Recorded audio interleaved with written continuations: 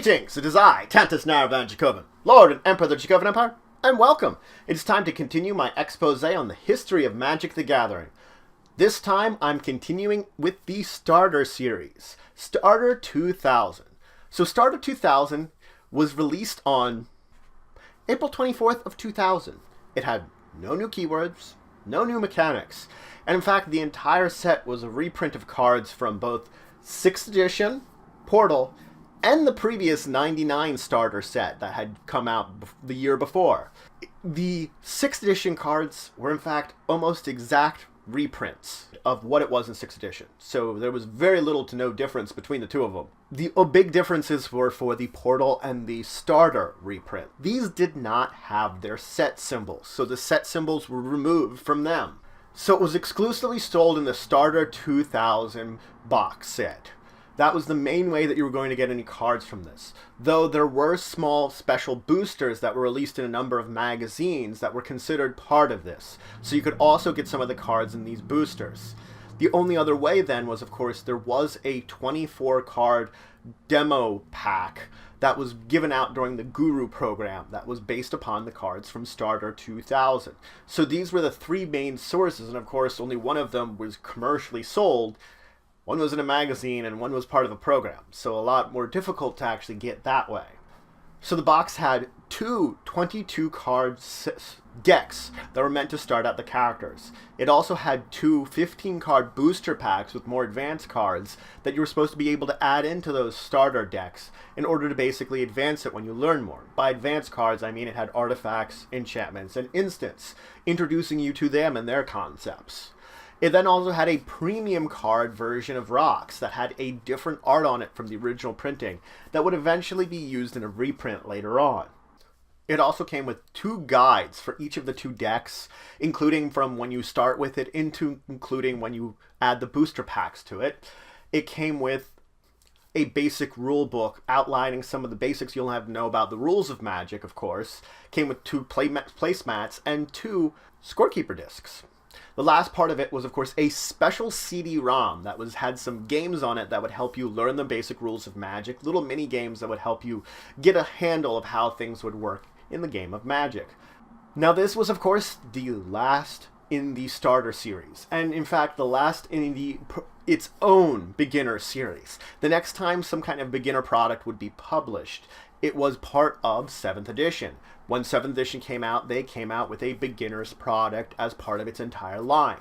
This was the last time that they came out with a beginner's product that was on its own. And of course, as I said, last at the start. Now I just want to talk about a few of the cards from the set that is very interesting to know about.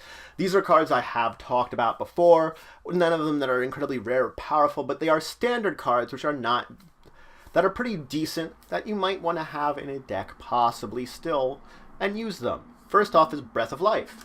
It's a spell. You take a creature card from your graveyard and you put it into play. Simple as that, it's really good that way. Counterspell, of course. I've talked about Counterspell before. It is the classic way of countering a spell. Cheapest when mana cost, one of the better ones. Just isn't printed anymore, but here it was. Giant Growth. It is, again, one of the classic ones. It was one of the 3-numbered cards from the cycle back on Unlimited. It's been printed many a times, and the 1 mana +3/+3, it's still classically good. Hand of Death. Destroy target non-black creature.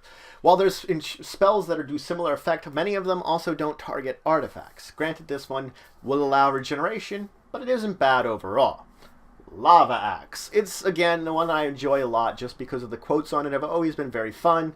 You do 5 damage to a player, an opponent of your choice, you just chuck an axe at their head. It's really fun that way. It's just one of those cards I always like. Llanowar Elves. A classic again. It's a 1/1 elf that taps for 1 green mana. It has been printed in different formats since then, in different versions, but this is again the classic original. Orcish Oriflamme, the enchantment. It's actually not a bad one overall. Your attacking creatures get +1/+0 until the end of turn. It's a little way that you can play the enchantment, and your attacking creatures get bigger when they battle. Granted, it only does enhance attacking creatures, but that doesn't mean it's not very useful. Prodigal Sorcerer. Of course, the original Timmy, once again getting good printing on it. It can tap to do 1 damage to target creature or player. It is the universal one, and its ability has been printed in many places, and kind of moved over to red from blue now, though it was in blue for a long period of time. Rod of Ruin.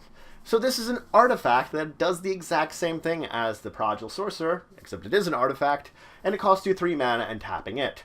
So 3 mana tapped, deal 1 damage to target creature or player. Granted, this requires you some mana, but if you combined it with the Prodigal Sorcerer, you could be doing 2 damage a turn with one of these decks. Soulnet. I believe I have talked about this one before.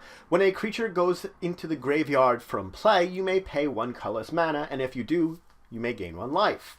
Effectively, it's as things die from the battlefield, you can gain life from it. It does cost you mana. It is not a passive effect, unfortunately, which they have printed versions that are not artifact and are colored enchantments or effects.